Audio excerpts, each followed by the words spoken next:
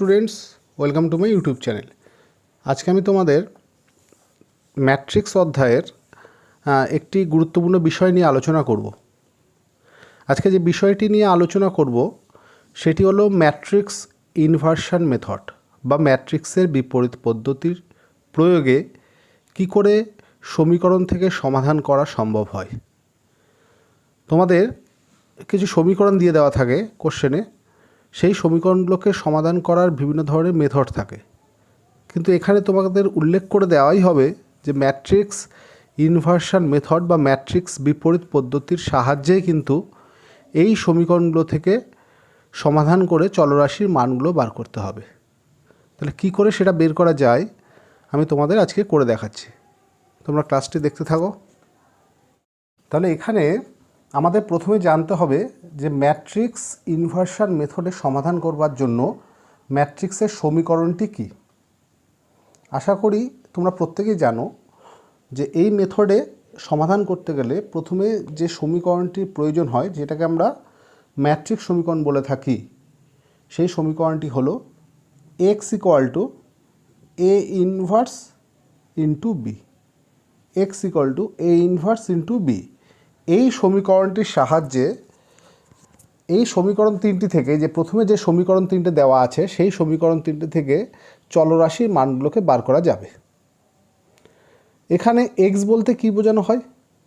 এখানে এক্স একটি ম্যাট্রিক্স, যে ম্যাট্রিক্সটি হলো এই সমীকরণ তিনটি থেকে যে চলরাশিগুলি আমরা পাই সেই চলরাশিগুলোকে নিয়ে যে স্তম্ভ ম্যাট্রিক্স বা কলাম ম্যাট্রিক্স, যেটা আমি এখানে লিখলাম, এটাই হচ্ছে এখানে এক্স ম্যাট্রিক্স। এ ম্যাট্রিক্স মানে তোমরা মনে রাখবে এই চলরাশিগুলির সহগ বা কোএফিসিয়েন্টগুলোকে নিয়ে যে ম্যাট্রিক্সটি তৈরি হয়। অর্থাৎ এই ইকুয়েশনগুলোতে এক্সের যে সহগ বা এক্সের যে কোএফিসিয়েন্ট সেগুলোকে আমরা প্রথম স্তম্ভে রাখলে কি হচ্ছে দেখো, প্রথম সমীকরণে এক্সের সহগ হচ্ছে 1, পরেরটাতে এক্সের সহগ হচ্ছে 2, তারপরেরটাতে এক্স নেই তাই তার সহগটাকে 0 ধরলাম। সেকেন্ড কলামে আমরা ওয়াইয়ের সহগগুলোকে নেব। তাহলে প্রথমটিতে ওয়াইয়ের সহগ হচ্ছে -1, দ্বিতীয়টিতে ওয়াইয়ের সহগ -1, এখানে ওয়াইয়ের সহগ 2। এরপরে আমরা জেডের সহগ নেব। প্রথমটাতে জেডের সহগ 1, পরেরটাতে দেখো এখানে দেখো কোনো জেড নেই তাই জেডের সহগকে 0 ধরবো, আর এখানে জেডের সহগ হচ্ছে -1।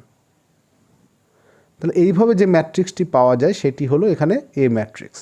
অর্থাৎ এই ম্যাট্রিক্সের প্রথম কলামে এই সমীকরণগুলি থেকে যে এক্সের সহগগুলোকে পাই সেগুলোকে নিয়ে তৈরি হবে, সেকেন্ড কলাম ওয়াইয়ের সহগগুলোকে নিয়ে তৈরি হবে, এবং থার্ড কলাম জেডের সহগ। এইভাবে এই ম্যাট্রিক্স গঠন হয়। এরপর আসা যাক বি ম্যাট্রিক্স। বি ম্যাট্রিক্স হচ্ছে এই যে সমীকরণগুলো দেওয়া আছে সেই সমীকরণগুলোর কনস্ট্যান্ট টার্মগুলোকে নিয়ে যে কলাম ম্যাট্রিক্স।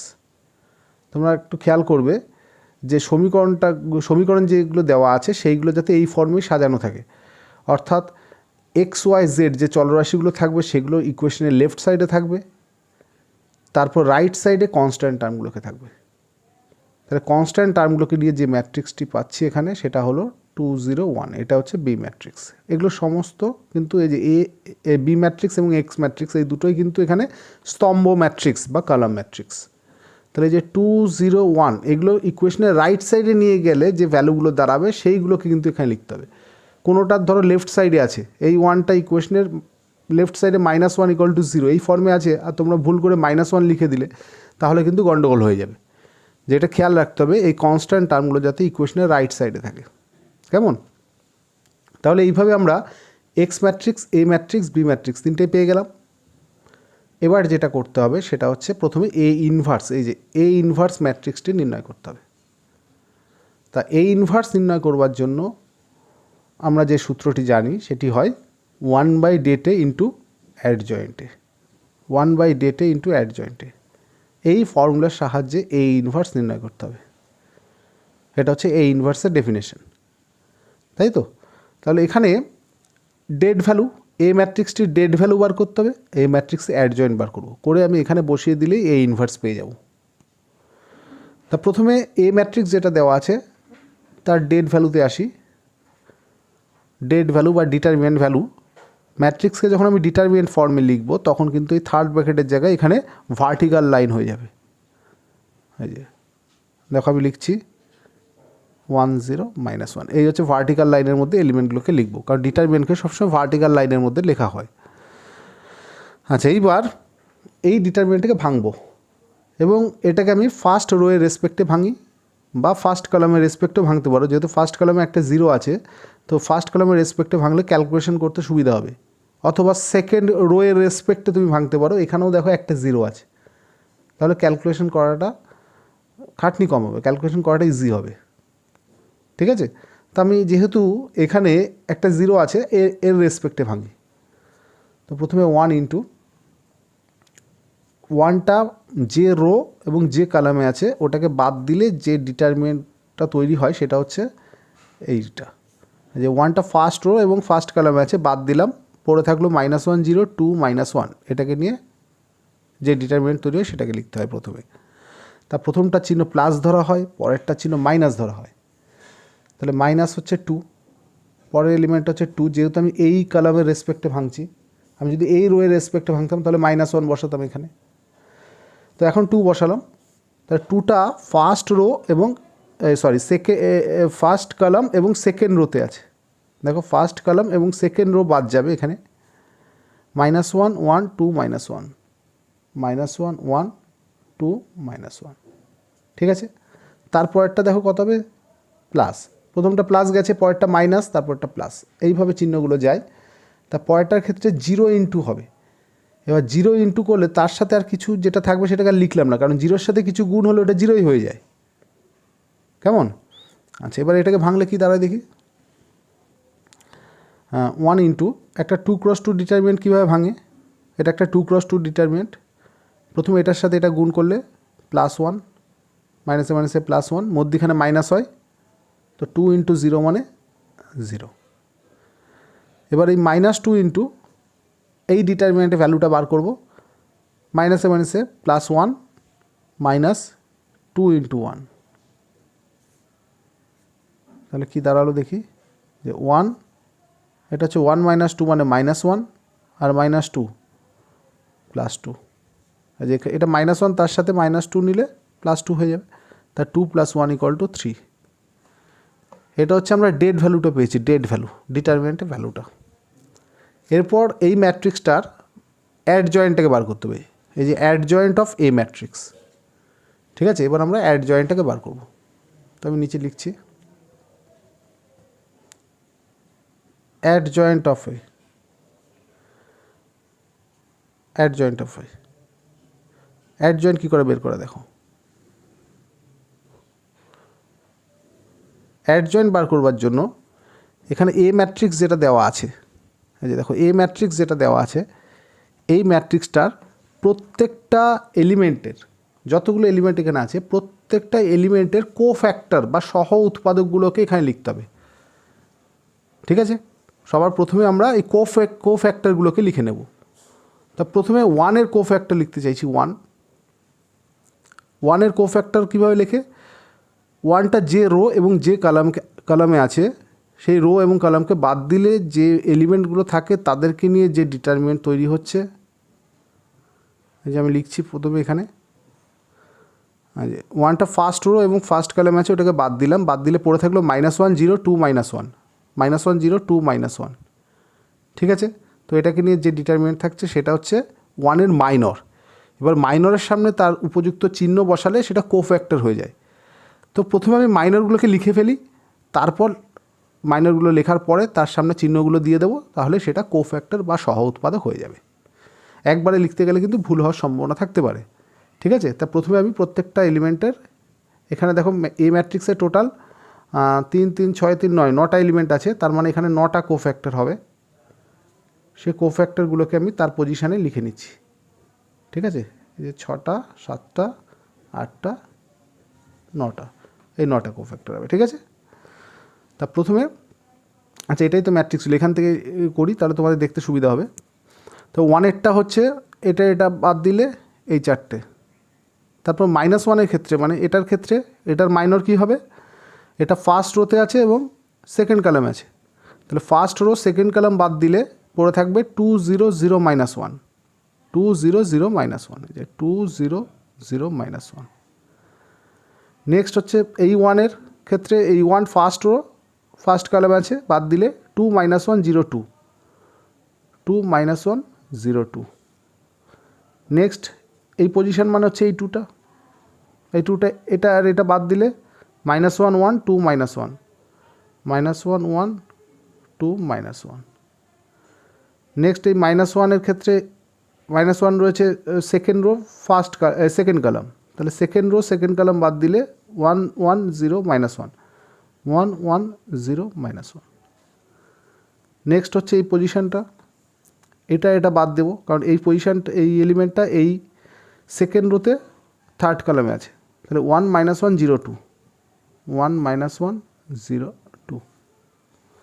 নেক্সট হচ্ছে এই জিরোর ক্ষেত্রে এটা বাদ যাবে, -1 1 -1 0, এইটা আর এটা বাদ গেছে, তাহলে -1 1 -1 0। এটার ক্ষেত্রে হলো এটা আর এটা বাদ যাবে, তাহলে 1 1 2 0, 1 1 2 0।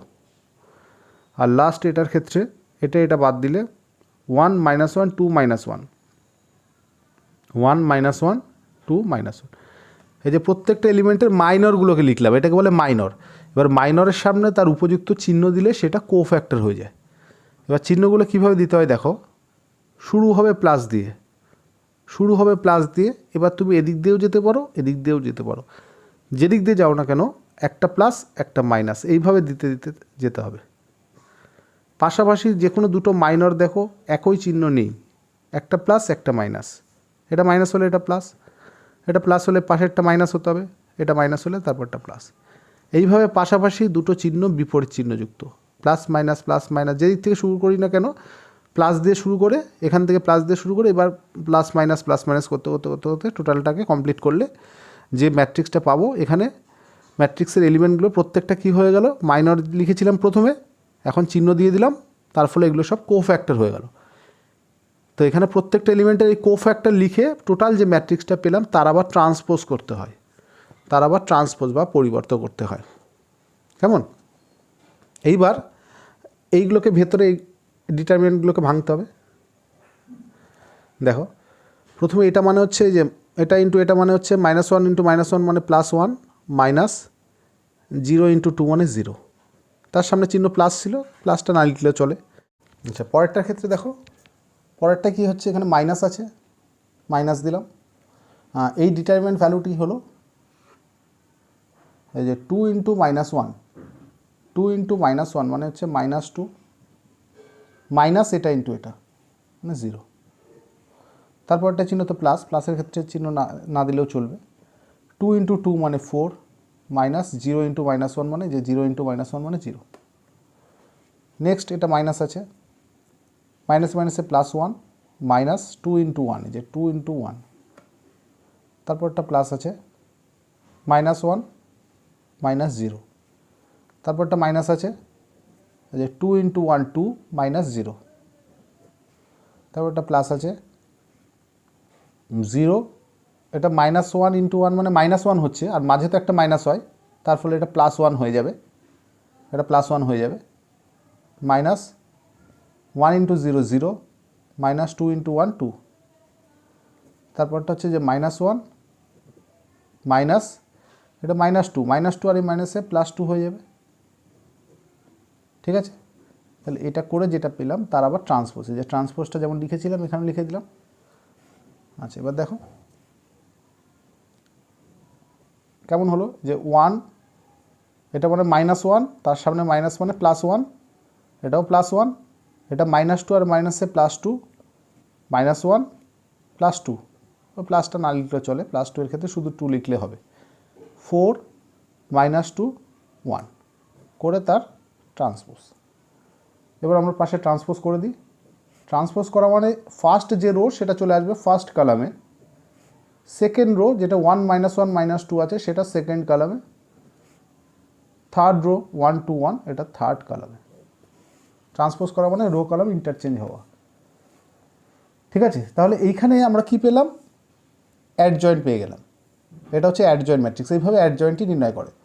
তো এবার অ্যাডজয়েন্ট পেয়ে গেলে এইবার আমরা ম্যাট্রিক্স সমীকরণ যেটা 1 নম্বর শুরুতে লিখেছিলাম, যে 1 নম্বর সমীকরণ যে X equal to A inverse into B, এইখানে এক্স ম্যাট্রিক্সের জায়গায় এইটা ভালো করে লক্ষ্য করো, এ ইনভার্সটা এই যে অ্যাডজয়েন্ট বের করেছি, ডেট বের করেছি, তো দুটো 1/ডেটে ইন্টু অ্যাডজয়েন্ট করে ইনভার্সটা পেয়ে যাব। আর বি ম্যাট্রিক্স মানে যেটা সমস্ত কিছু পেয়ে গেছি, এই সমীকরণে বসিয়ে দিই। তাহলে এটা হচ্ছে 1 নম্বর সমীকরণ থেকে আমরা পাই যে 1 থেকে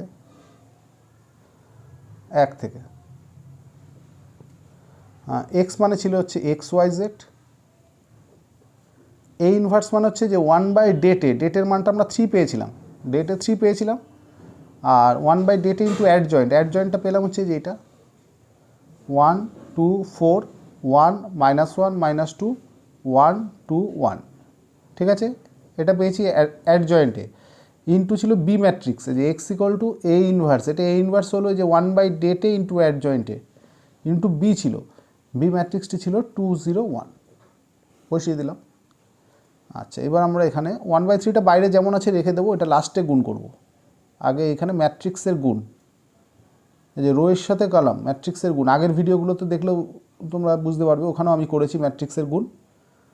তো দেখো রোয়ের সাথে কলাম 1 × 2 2, 1 × 0 + 0, 1 × 1 + 1, যে একটা রোয়ের সাথে একটা কলামই গুণ হচ্ছে, তাই একটাই এলিমেন্ট এখানে থাকবে, এটার সাথে এটা প্লাস এটার সাথে এটা প্লাস এটার সাথে এটা করে একটাই এলিমেন্ট পাবো। এখানে যদি আরও রো থাকতো তাহলে এটার সাথে গিয়ে পরেরটা করে এখানে সেকেন্ড এলিমেন্ট পেতাম, কিন্তু এখানে একটাই হবে।